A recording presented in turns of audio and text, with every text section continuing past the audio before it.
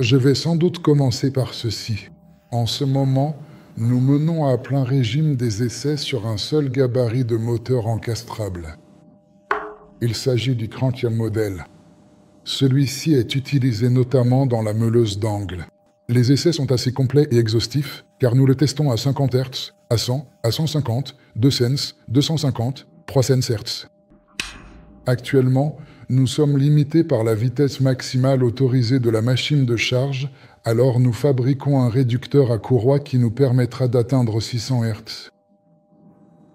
Parce que nous n'avions jamais réalisé de tels essais auparavant sur cette machine. Les essais se déroulent ainsi, nous mettons le moteur en marche.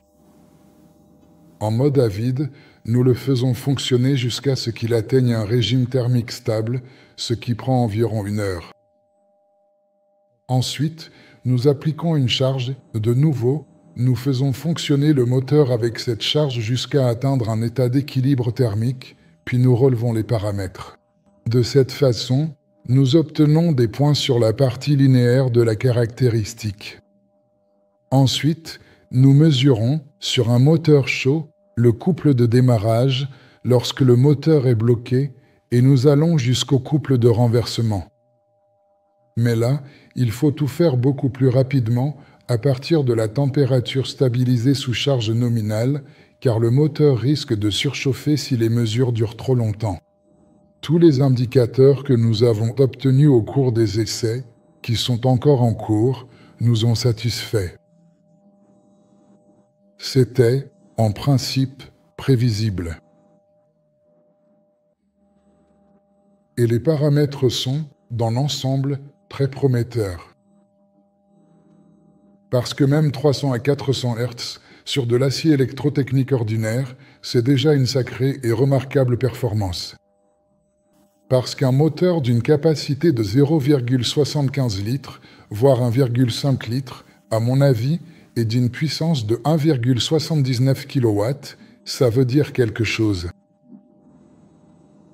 Concernant le sujet principal du projet, je voudrais aussi vous informer un peu sur le fait que ces derniers jours, toute une série d'événements ont eu lieu liés à des échanges et des négociations avec des clients potentiels. L'élaboration de certaines positions, de points de vue sur la conception, sur les solutions possibles. Nous avons commencé à rédiger les cahiers des charges en partant de leur vision et de la nôtre. C'est pourquoi il y a plusieurs étapes, plusieurs paliers. Mais il y a du sens dans les solutions proposées. Et en ce qui concerne les volumes, ils sont particulièrement intéressants. Et surtout, ce qu'il faut souligner, c'est que ce que nous avons créé, ce n'est plus un projet en l'air, mais un objet réel. Et beaucoup de ceux, parmi les spécialistes, qui sont venus chez nous en 2023, en 2022, en 2024, en venant aujourd'hui, remarquent que oui, tout cela est déjà devenu très sérieux. Est-ce que Sovelmash prévoit de lancer des appareils électroménagers sous sa propre marque, comme une meuleuse d'angle? Peut-être qu'il y a déjà un plan? Non, pourquoi faire? Il existe d'excellentes entreprises qui ont déjà acquis les compétences nécessaires et qui font tout cela. Le mieux, c'est d'organiser la fourniture de nos moteurs à ces entreprises avec un contrôle. Rien de plus. Elles fonctionnent très bien comme ça.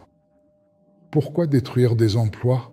Il faut les compléter afin qu'au final, ils proposent aux gens un produit avec de nouvelles qualités pour le consommateur. Et cela doit commencer en Russie. Que l'Occident nous envie, car chez nous, l'électroménager sera moins bruyant et plus fiable. D'ailleurs, nous passons déjà à un autre type de fil. Un fil émaillé. Plus à 155 degrés, mais à 200 degrés. C'est nécessaire pour augmenter la durée de vie du moteur. Voilà la première raison. Et deuxièmement, pour mettre en œuvre certaines solutions techniques visant à réduire le coût de revient. Voilà 2 raisons. Auparavant, cela n'avait pas de sens, car nous en étions encore à la fabrication manuelle de ces moteurs. Aujourd'hui, tout est différent, donc les approches sont nouvelles. Merci. Qu'en est-il du BKR? Pour le BTR, les roulements avec encodeurs intégrés sont arrivés. Il manque un TEDNA. Dès qu'on sera libéré ici de toutes ces démarches avec les commissions et tout le reste, on reprendra le travail dessus. Sur les moteurs, nous allons remplacer les roulements arrière pour y intégrer des encodeurs, car l'espace est limité. Avec le moteur réducteur, il n'y a rien à installer à l'arrière.